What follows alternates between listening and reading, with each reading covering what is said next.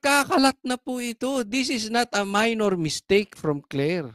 Reyna ng kalokohan. Tingnan muna natin ito ha. Pa-intro lang to, pa-intro para magkagana po kayo. Gagalitin ko muna kayo. Pag-usapan nito natin itong kagagahan ni Claire. Basahin po natin.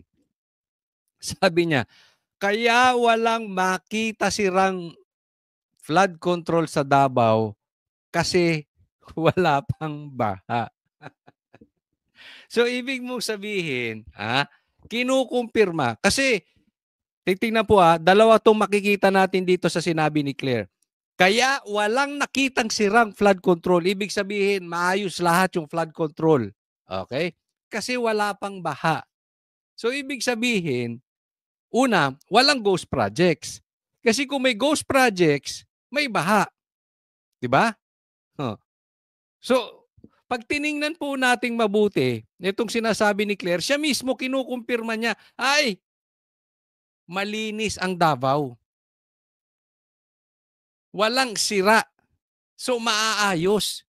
Kasi, hindi na bang pwede na parang sinabi mo natin na, kaya nga nagbabaha dahil may ghost projects.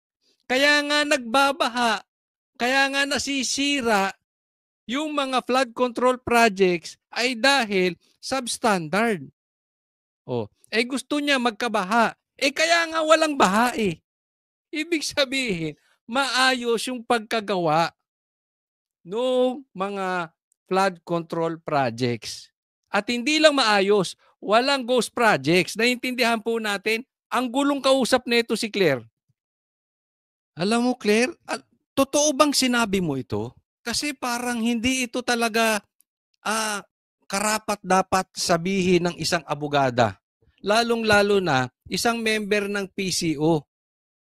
Parang ang labo talaga. Parang, ako yung nagtatanong, totoo ba to?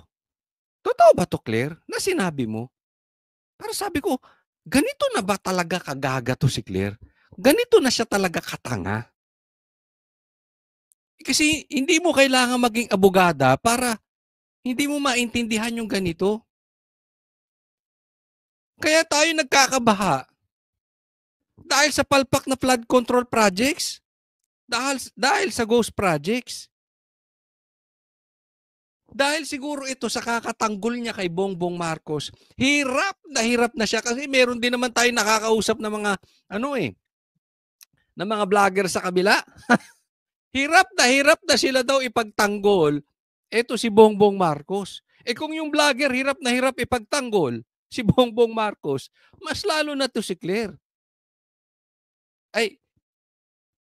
Ibig sabihin, kung si Claire nga hirap na hirap, mas lalo na yung mga vloggers. Diba? Isipin mo, abogada to? Pambihira. Kung totoo itong sinabi niya, sobra-sobra na ito. Sabi niya, dapat bahain para malaman ng mga nag-iimbestiga. Gaga talaga. Sino ang nasa matinong kaisipan na iwiwish mo na bahain ang isang syudad? Alam mo, kahit galit tayo kay Bongbong Marcos, ayaw naming bahain ang Ilocos Norte. Sama ko naman nun. Ibig sabihin, okay lang, sige. May malunod sa Davao, may malunod sa Ilocos Norte kasi kalaban mo. Hindi ka naniniwala doon sa nagpapatakbo na politiko doon sa lugar na yon.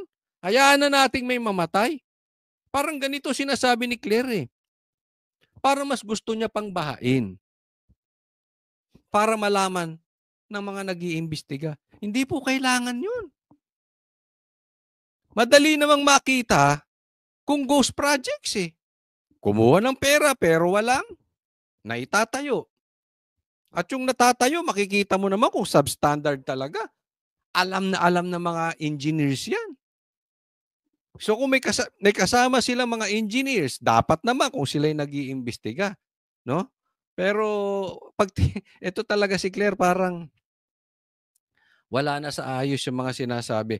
Napanood nyo ba yung isang video na meron siyang tinatanong, hindi about BP Sara, pero pag si VP Sara ang tinanong sa kanya, meron siyang alam.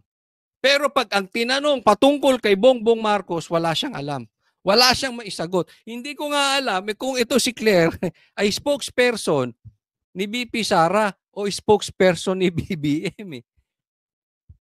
Wala siyang alam kay Bongbong Marcos. Ang alam nito puro Duterte.